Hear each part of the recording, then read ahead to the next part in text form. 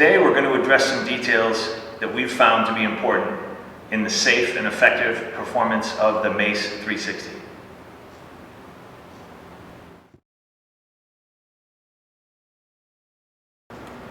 As when lifting anything, but especially when there's something heavy rotating around your head, there should be details involved. Some of the most important details we've found are addressing the floor before we start the lift with mace, and also identifying your positional restrictions before you start the movement. Two pieces that we use to warm the shoulders up and also identify people's point of restriction are close grip partial pull-ups and kettlebell halos.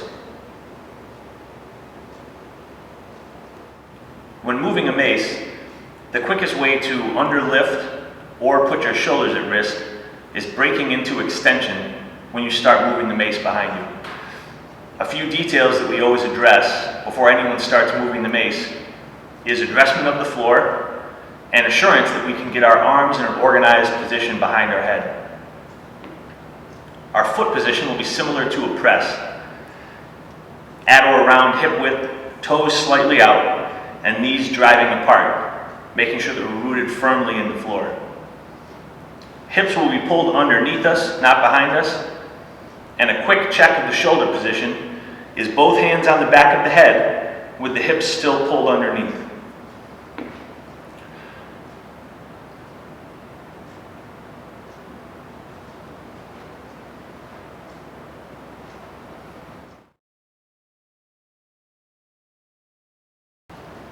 Once we've gone through those basic diagnostics, we begin teaching the mace with the front pendulum.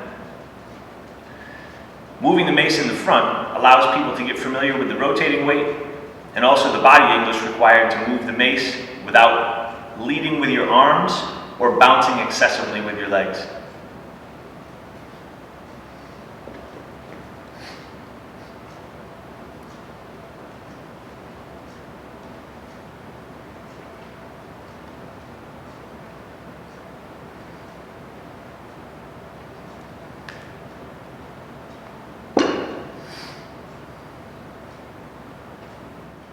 In watching the front pendulum from the side, note the hips underneath and note the very close proximity of the mace to our body throughout the lift.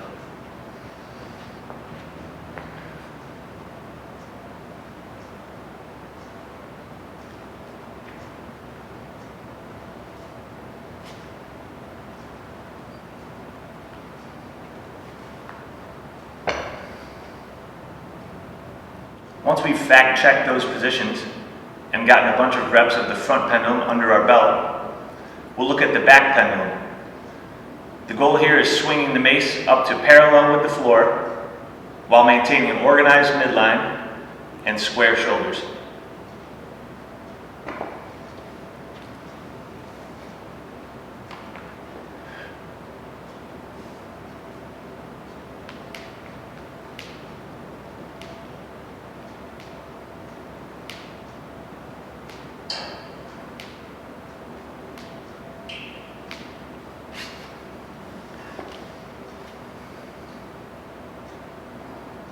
In watching the back pendulum from the side, be sure to identify a brace neutral spine and hips underneath you, not behind you.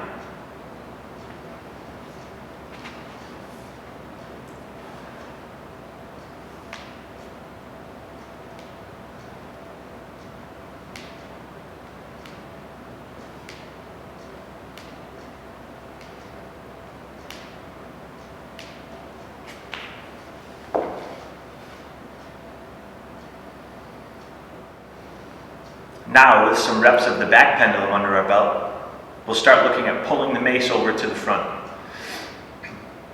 When the mace comes over the front, we want to immediately put it in the holster position, which is the inside of your biceps and your elbows on your body.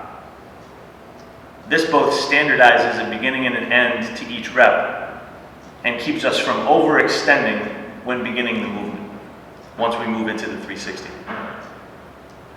The pullover from the back pendulum into the front will be 100% easier if the mace is at or above parallel Momentum will do its work, and you won't have to fight with the weight.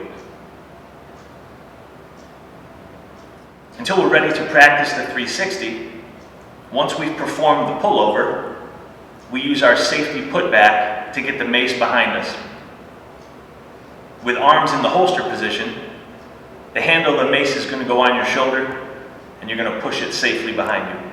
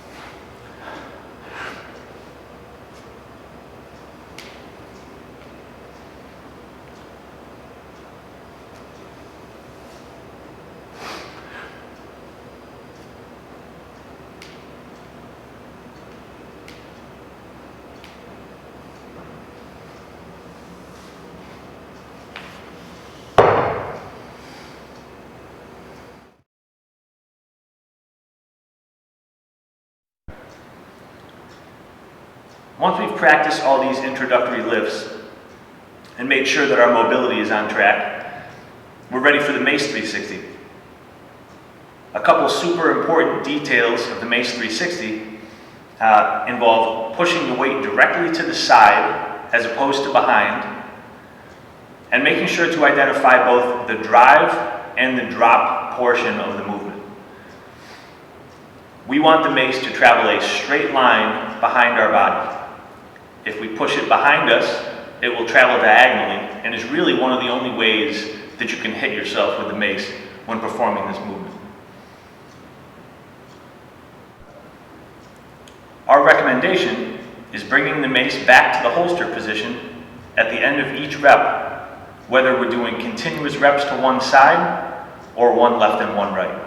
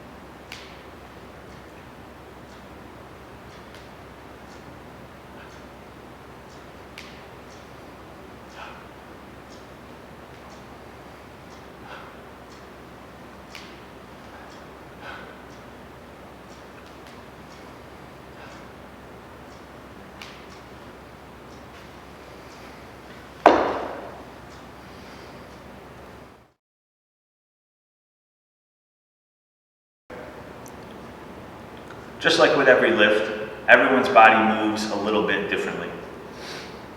More information will be learned in a one-on-one training setting than with any video on the internet.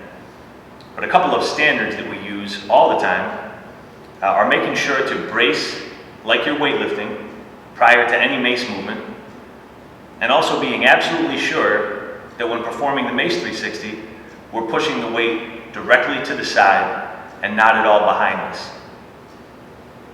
One trick that we use to accomplish that is having someone stand near you and attempting to push the mace directly towards them. A couple of notes on training with the mace, learning the rotational movements, and then also implementation. If you don't have access to a mace, most of these movements can be practiced with a sledgehammer, though it's not ideal for many reasons. The greatest of which is the length of the mace is what makes it the most valuable. In addition, most sledgehammers or misdesigned maces are too short, and with any positional inconsistency, have a very high chance of hitting you right in the ass.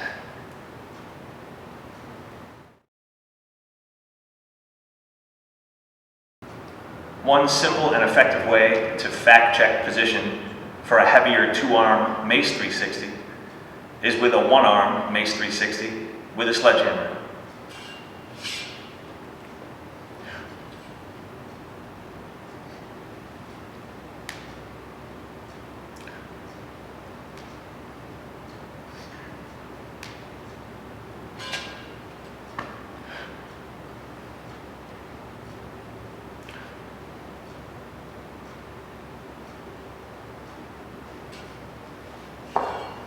Just as with the heavier weights, we want to notice the drive and drop portion of the movement, and we want to standardize the holster at the beginning and end of each rep.